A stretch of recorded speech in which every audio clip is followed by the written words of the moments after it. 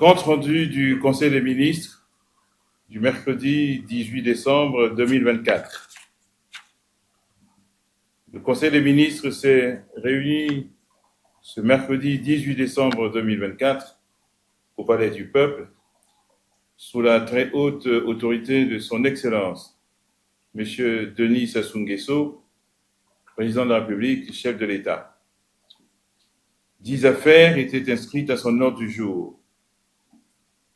Un projet de loi et un projet de décret au titre du ministère de l'Environnement, du Développement durable et du Bassin du Congo, un projet de décret au titre du ministère de l'Économie forestière, un projet de décret au titre du ministère de la Jeunesse et des Sports, de l'Éducation civique, de la formation qualifiante et de l'emploi. Un projet de décret au titre du ministère du Budget, des Comptes publics et du portefeuille public.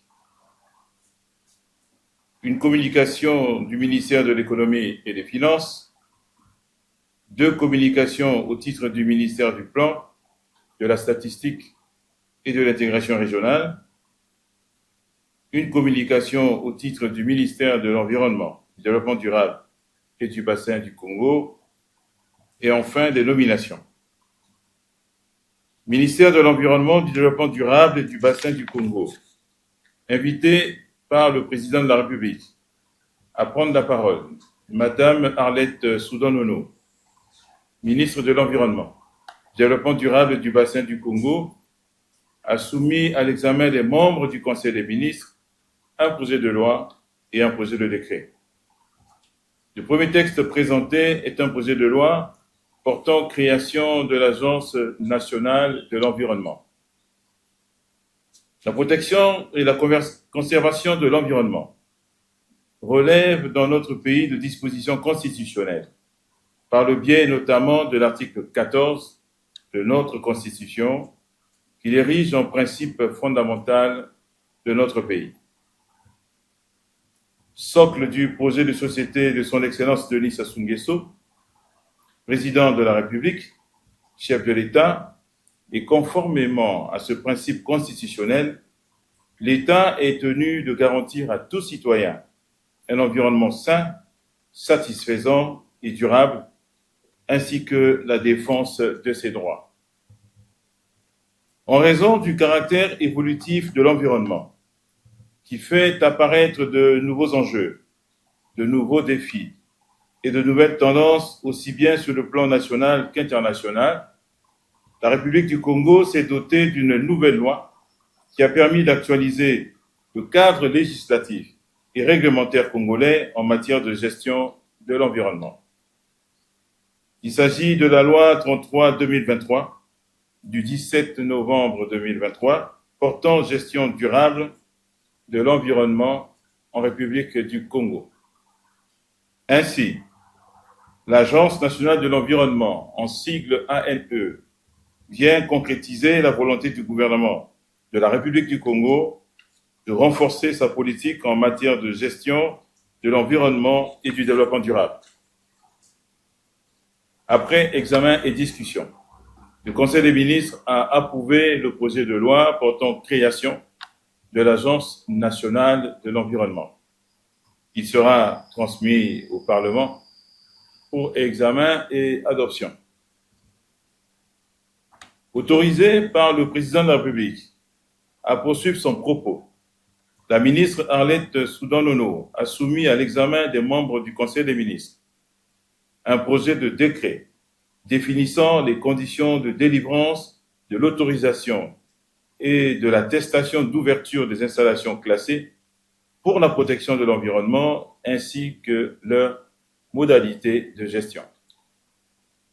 Dans l'objectif de garantir un environnement sain et durable pour tous les citoyens et conformément aux dispositions de l'article 41 de la Constitution du 25 octobre 2015 et de la loi 33/2023 du 17 novembre 2023 portant gestion durable de l'environnement en République du Congo, notamment en son article 52 qui prévoit en substance la mise en place d'un cadre réglementaire définissant les conditions de délivrance de l'autorisation et de l'attestation d'ouverture des installations classées, le présent décret répond ainsi, en application de cet article, au besoin urgent de disposer de normes et de procédures afin d'encadrer efficacement les activités industrielles, commerciales et agricoles dans le but de garantir un développement respectueux de l'environnement et de la santé humaine.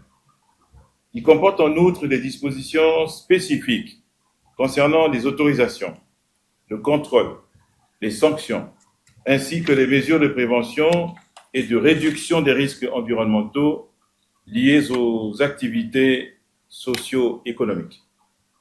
Après examen et discussion, le Conseil des ministres a adopté le projet de décret définissant les conditions de délivrance de l'autorisation et de l'attestation d'ouverture des installations classées pour la protection de l'environnement ainsi que leurs modalités de gestion.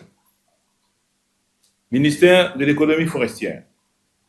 Invité à son tour par le président de la République à prendre la parole, Madame Rosalie Matondo, ministre de l'économie forestière, a soumis à l'examen du Conseil un projet de décret portant approbation de la Convention de valorisation des bois de plantation forestière domaniale situés dans les départements de Pointe-Noire et du Kouilou.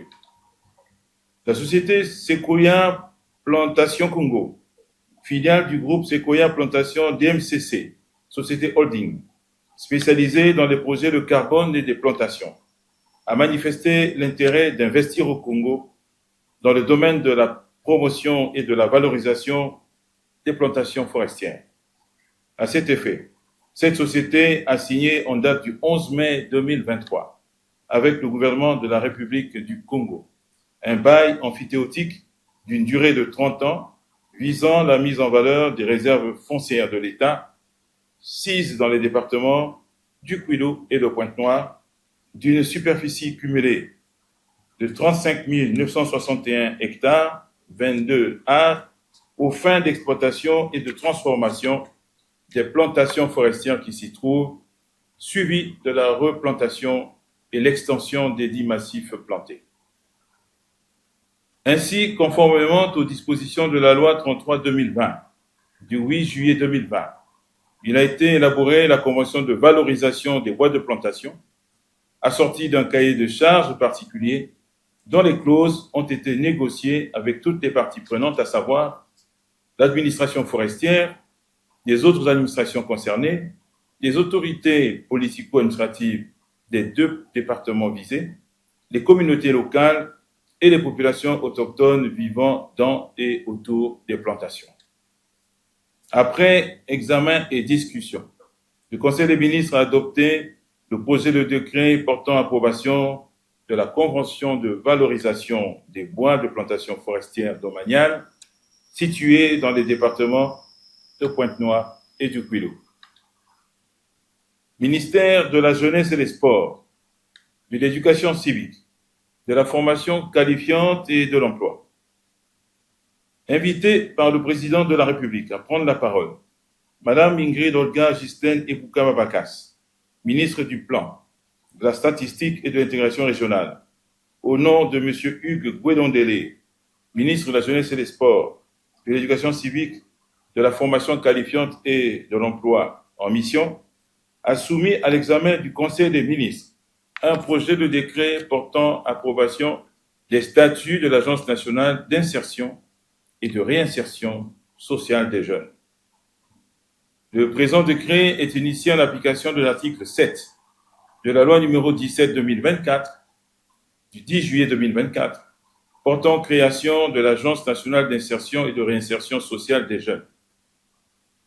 Après examen et discussion, le Conseil des ministres a adopté le projet de décret portant l'approbation des statuts de l'Agence nationale d'insertion et de réinsertion sociale des jeunes.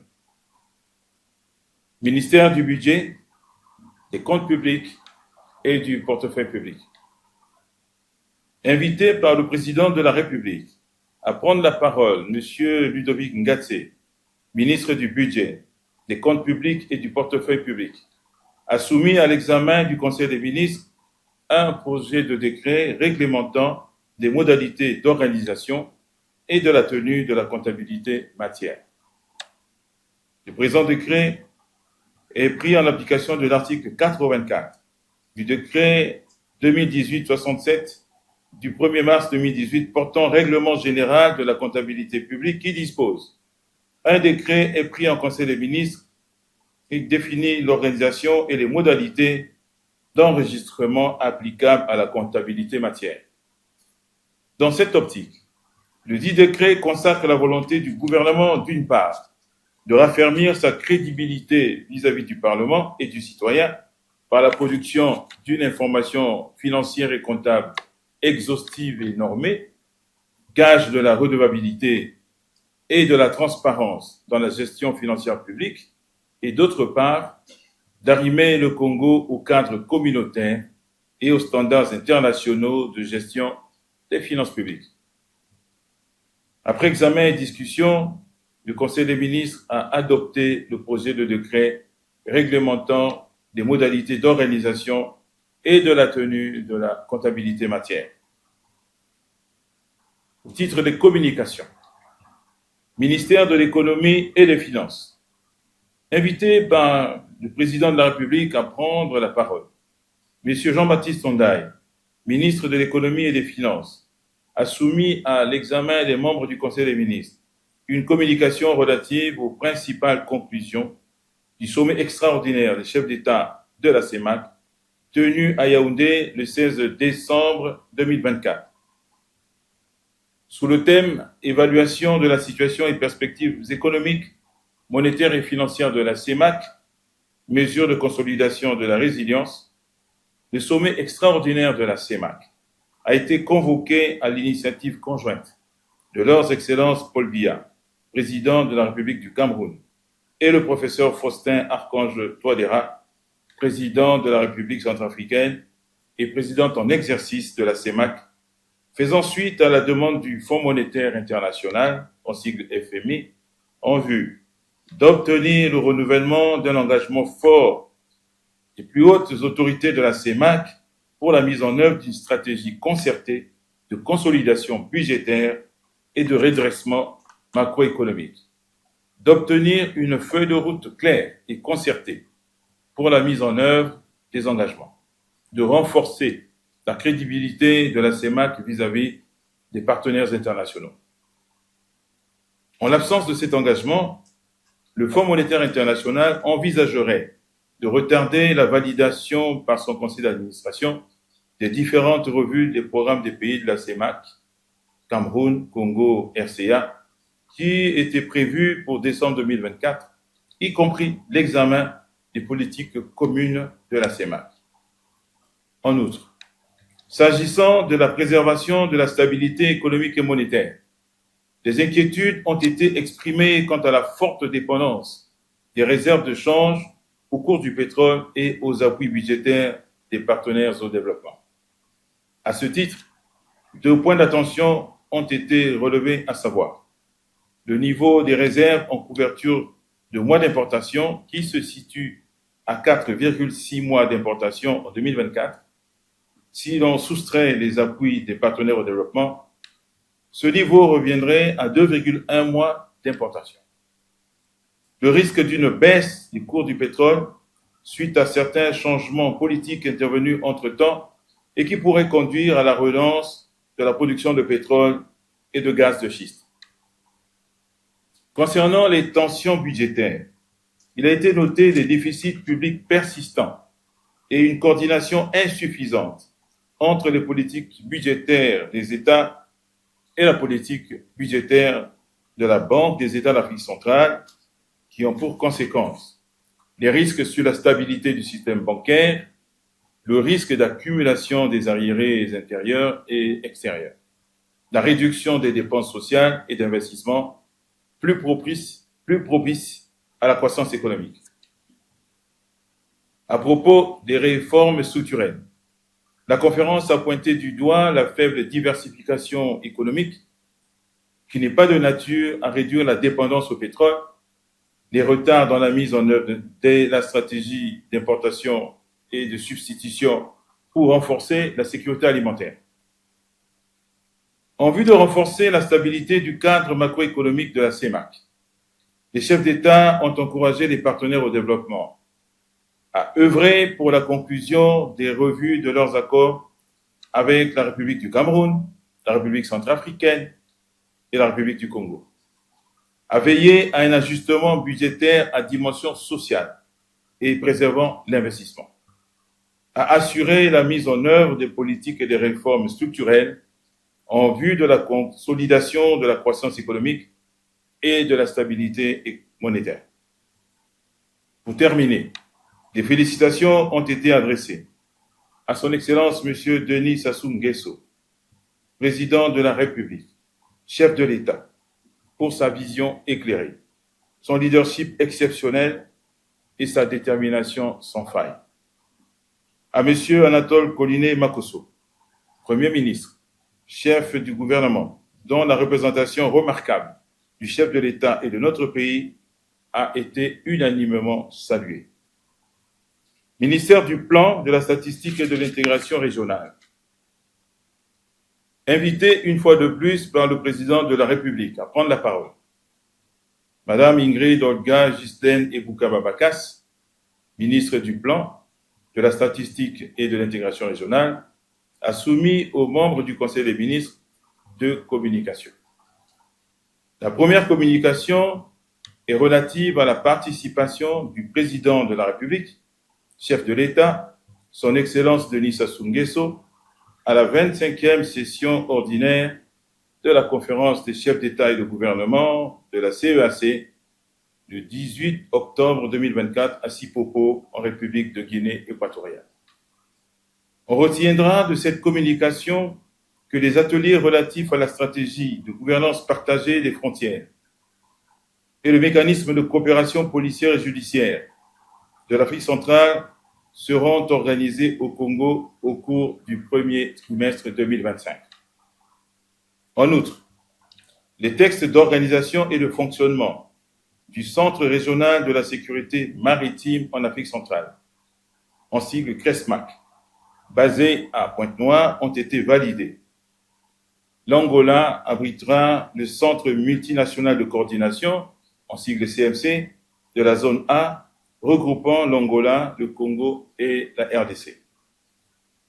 S'agissant du rapport sur les activités de la communauté au premier semestre 2024, tous les textes juridiques en application du traité révisé de la CEAC, ainsi que les textes et instruments relatifs à l'opérationnalisation de la zone de libre-échange et d'union douanière, de la coopération en matière d'industrialisation et d'amélioration du climat des affaires en Afrique centrale ont été adoptés.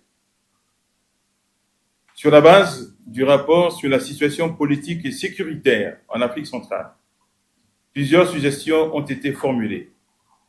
La tenue d'un sommet consacré à la recherche des solutions liées à la persistance des crises politiques et sécuritaires à l'est de la RDC et sur le sol tchadien, la poursuite par la Commission de l'accompagnement du processus de Luanda pour la résolution de la crise entre la République démocratique du Congo, le Rwanda, et du processus de Nairobi pour la résolution de l'insécurité à l'est de la République démocratique du Congo.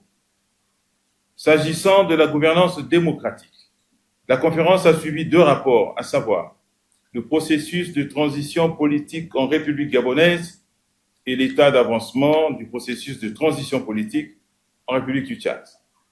La conférence a par ailleurs instruit la Commission d'accélérer la mise en place de la stratégie régionale de lutte contre la variole Mpox.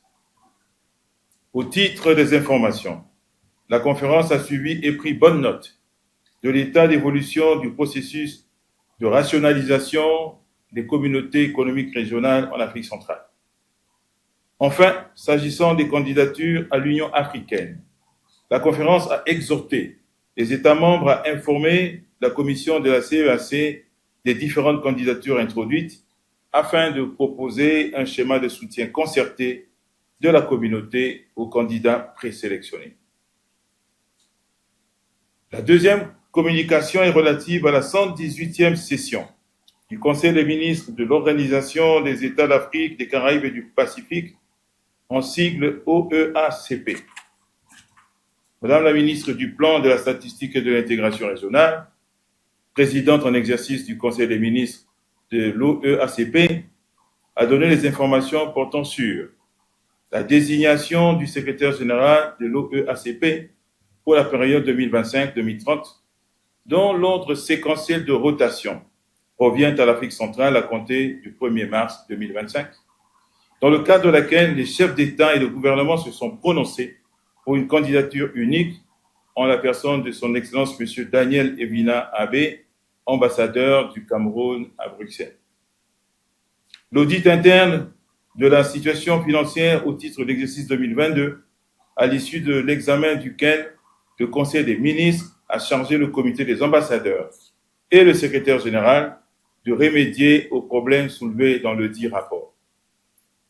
Le budget du secrétaire général pour l'exercice 2025, à ce sujet, le Conseil des ministres a approuvé la recommandation visant le recours à la règle du 12e provisoire pour l'exercice financier 2025 en attendant la mise en œuvre de la réforme. La mise en œuvre du projet relatif à la maison de l'OEACP, le Conseil des ministres a approuvé la recommandation portant sur l'acquisition d'un nouvel immeuble 6 à Chifolam, à Evere, Bruxelles, pour abriter le nouveau siège de l'OEACP. La présentation du rapport du groupe des ambassadeurs sur la gestion des crises financières et organisationnelles actuelles. Ministère de l'Environnement, du Développement durable et du Bassin du Congo. Invité de nouveau par le président de la République à prendre la parole, Madame Arlette Soudan-Nounou, ministre de l'Environnement, du Développement durable et du Bassin du Congo, a soumis à l'examen des membres du Conseil des ministres une communication relative à la participation de la République du Congo et de la Commission climat du Bassin du Congo à la 29e conférence des parties, en sigle COP29, de la Convention cadre des Nations Unies sur les changements climatiques. Placé sous le thème « Investir dans une planète viable pour tous », la COP29, tenue du 11 au 22 novembre 2024 à Bakou, a connu la participation de son Excellence M. Denis Sassou Nguesso, président de la République, chef de l'État, président de la Commission climat du Bassin du Congo. Il ressort de cette communication quelques points saillants, à savoir la visite le 12 novembre 2024 du Bureau de la République du Congo et du pavillon de la Commission climat du Bassin du Congo sur le site de la COP29 par le chef de l'État, président de la dite commission, au cours de laquelle le président de la République a dédicacé le livre intitulé « À la découverte de la République du Congo au fil de l'eau ». La présentation le 13 novembre 2024 par le président de la République, président de la Commission climat du Bassin du Congo, de l'initiative de justice climatique conjointement avec les pays du C15, visant à inclure le capital naturel brut dans le calcul du produit intérieur brut, en sigle PIB. Les conclusions proprement dites de la COP29 portant respectivement sur le financement du climat, le système d'échange de crédit carbone, les échanges bilatéraux, le nouveau mécanisme d'attribution de crédit de l'accord de Paris, le résultat concernant l'objectif en matière d'adaptation qui trace une voie vers la COP30, les pertes et préjudices, la transition énergétique juste, les perspectives post-COP29. Des nominations. Pour terminer, au titre des mesures individuelles, le Conseil des ministres a procédé aux nominations suivantes. Sont ainsi nommés ministère des hydrocarbures, président du comité de direction de l'Agence de régulation de l'aval pétrolier en sigle ARAP, M. Alphonse Obami, docteur d'État en pétrochimie, ingénieur en chef des techniques industrielles. Ministère de l'économie fluviale et des voies navigables. Directeur général du port autonome de Brazzaville et port secondaire. Monsieur Séraphin Mwendi, administrateur des affaires maritimes, du commerce, des transports et des finances. Directeur général adjoint du port autonome de Brazzaville et port secondaire. Monsieur Lionel Darnel Konabeka et Kambo Apeto, docteur en droit public. Ministère de l'énergie et de l'hydraulique. Directeur général de l'énergie. Monsieur André Gueye, ingénieur principal des techniques industrielles, catégorie 1, 10e échelon. Directeur général de l'hydraulique. Monsieur Armel Alouna, ingénieur hydraulicien. Directeur général de l'assainissement. Monsieur Yvon Kaba, spécialiste des questions d'hygiène et sécurité environnementale, assainissement public et valorisation des déchets. Directeur général du Fonds de développement du secteur de l'eau, Monsieur Patrick Désiré Loco, ingénieur hydraulicien. Directeur général de l'organe de régulation du secteur de l'eau, Madame Gabrielle Zoyan Soni Fikou, juriste. Inspecteur général des services de l'électricité, de l'eau et de l'assainissement, Monsieur Hervé Léonard Obambi Mwanamoro, ingénieur électricien. Ministère de l'enseignement préscolaire, primaire, secondaire et de l'alphabétisation. Directeur général de l'enseignement de base, Madame Pichou Prudence Bangaboko, née à Zona, maître assistante à l'ENSAF, Université Mariengouabi. Directeur général de l'enseignement secondaire, Monsieur Jean-Bruno Mbouilou, assistant à l'Université Mariengouabi. Directeur général des ressources humaines et de l'administration scolaire, Monsieur Christophe Poiti, administrateur planificateur de l'éducation de 11e échelon. Ministère de l'enseignement technique et professionnel. Directeur général de l'enseignement technique, Madame Patricia Nicole Poiti, professeure certifiée de lycée de 16e échelon. Directeur général de l'équipement et du patrimoine, Monsieur Antoine Luther Kosaleba Nzebe, professeur certifié de lycée de 9e échelon. Directeur général de l'administration et des ressources humaines, Monsieur Gustave Fulgence René Adikolengo, ingénieur première classe, 10e échelon. Ministère des Postes, des Télécommunications et de l'économie numérique. Directeur général de l'Agence nationale de sécurité des systèmes d'information, en sigle ANSI. Monsieur Conrad Onésime Oboulas Tsaha, docteur en technologie d'application informatique. Et enfin, ministère des Affaires sociales, de la solidarité et de l'action humanitaire. Président du comité de direction de l'Institut national du travail social, Monsieur Jean Anaclé Mampassi, maître assistant à la faculté des sciences économiques de l'Université Mariengouabi. Plus rien n'étant inscrit à l'ordre du jour, le président de la République a clos la réunion et levé la séance. Commencé à 10 heures, la réunion du Conseil des ministres a pris fin à 14h28. À Brazzaville, le 18 décembre 2024, pour le ministre de la Communication et des Médias, porte-parole du gouvernement en mission, le ministre des Hydrocarbures, Bruno Jean-Richard Ito.